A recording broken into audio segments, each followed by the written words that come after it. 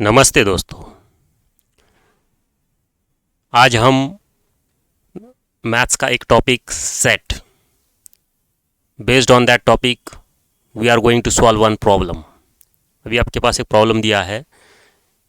In a competitive exam 50 students passed in English, 60 students passed in mathematics, 40 students passed in both the subjects.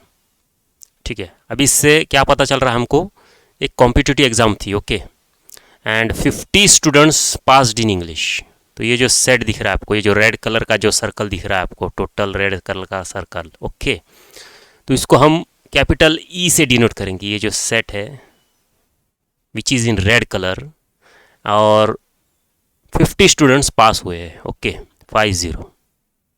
उसके बाद उन्होंने क्या दिया है, 60 स्टूडेंट्स पास्ड इन मैथमेटिक्स। तो students, ये जो वाइट कलर का सर्कल आपको दिख रहा है, can you see this white colour circle, okay, so इसको, ये जो इसका जो सेट रहेगा मैथमेटिक्स, हम कैपिटल एम से डिनोट करेंगे, set of students who passed in mathematics. तो कितने ऐसे बच्चे हैं, स्टूडेंट्स कितने हैं, तो ऐसे 60 स्टूडेंट्स हैं, ओके।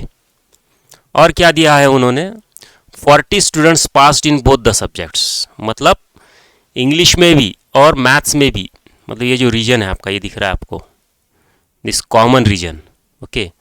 तो ये ऐसे कितने बच्चे दिए उन्होंने, 40 स्टूडेंट्स, इधर हम लिखेंगे 40, ओके। मतलब इसको हम क्या बोलते हैं, ई इंटरसेक्शन एम, मतलब बोथ ई एंड एम, मतलब ये कॉमन है, 40 स्टूडेंट्स कॉमन है, मतलब they have passed in English as well as in maths both, okay. तो हमें क्या पूछा गया है अभी, now see, none of them fail in both the subjects, मतलब ऐसे कोई बच्चे नहीं है जो दोनों सब्जेक्ट्स में फेल हुए। सो लीव दिस असाइड, अभी ये इतना इंपॉर्टेंट नहीं है, none of them fail in both the subjects. हमें मेन फोकस इस क्या है, find the number of students who passed at least in one of the subjects. तो यहाँ पे वर्ड एटलीस्ट बहुत इंपॉर्टेंट है दोस्तों, द वर्ड एटलीस्ट। तो एटलीस्ट ATLEAST, तो एटलीस्ट का मतलब होता है कम से कम एक, और ज़्यादा से ज़्यादा कितने भी। कीप इन माइंड फ्रेंड्स, ये जो एटलीस्ट, ये जो वर्ड है आपको, जो चैप्टर है प्रोबेबिलिटी, उसमें भी बहुत इंपॉर्टेंट है, ओके। सो एटलीस्ट का मतलब होता है कम से कम एक, और ज़्यादा से ज़्यादा कितना भी। तो यहाँ पे अभी देखिए, उन्होंने पूछा है find the number of students who passed at least in one of the subjects, okay.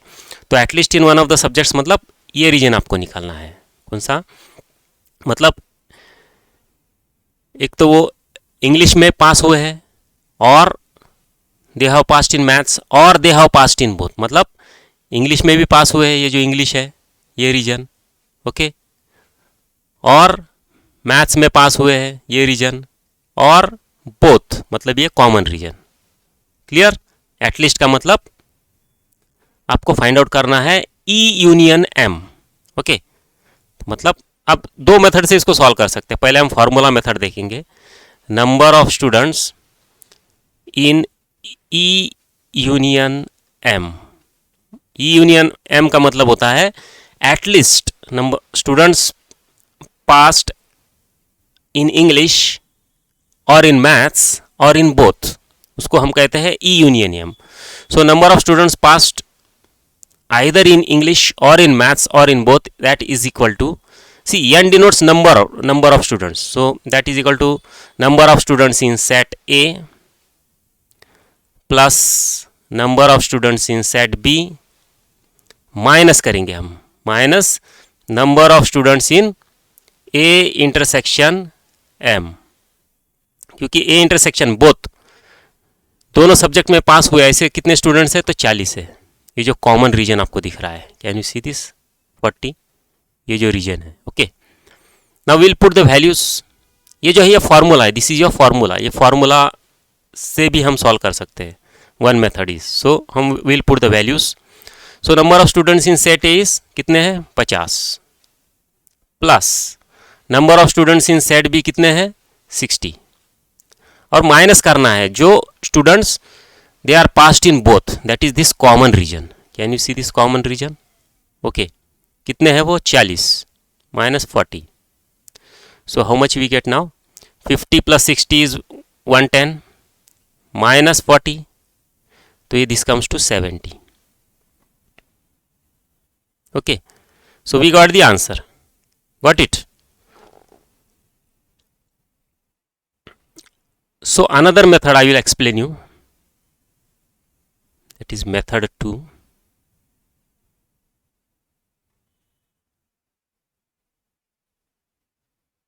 Okay, now see,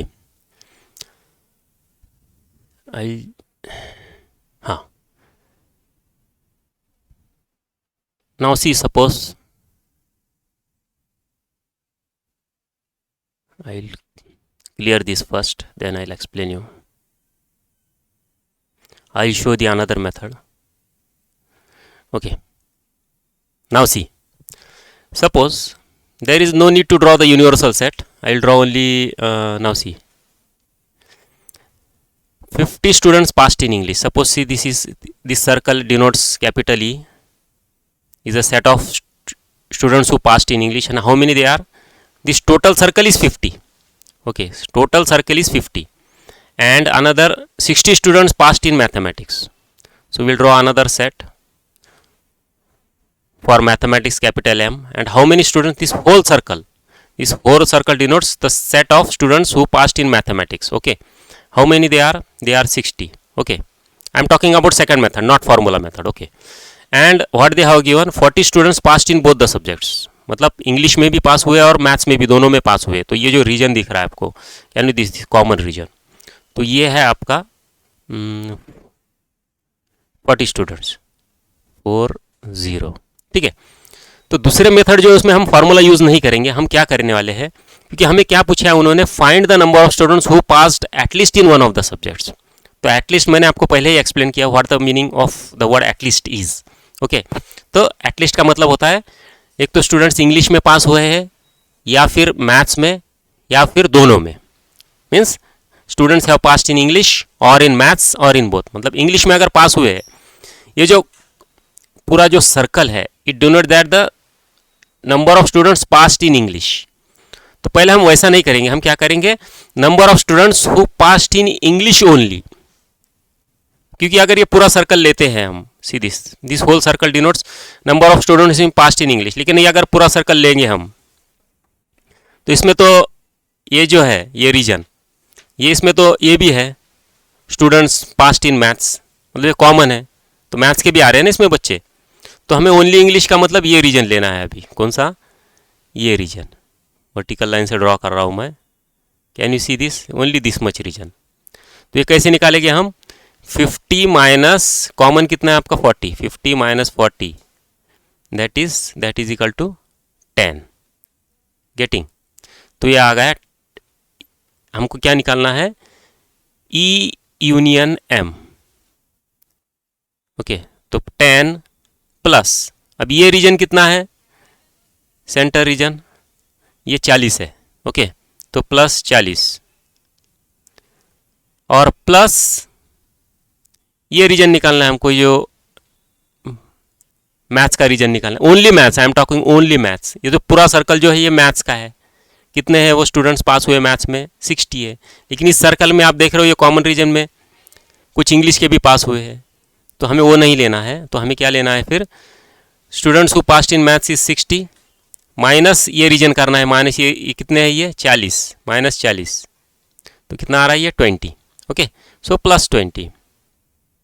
तो ये विदाउट फार्मूला हम यूज़ कर रहे हैं. So don't reuse the formula, number of students in A plus, ये जो formula use किया है ना हमने, ये जो फार्मूला यूज़ किया हमने, so don't use this formula. I am giving the box, square box.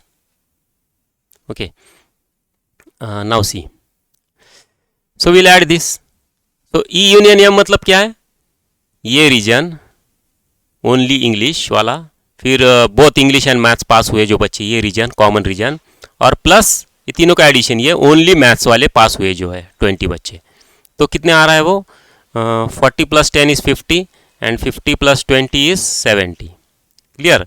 तो इसमें गलती से भी आप फॉर्मूला मत यूज़ करो आप, this is without formula method. Okay, so we got the answer.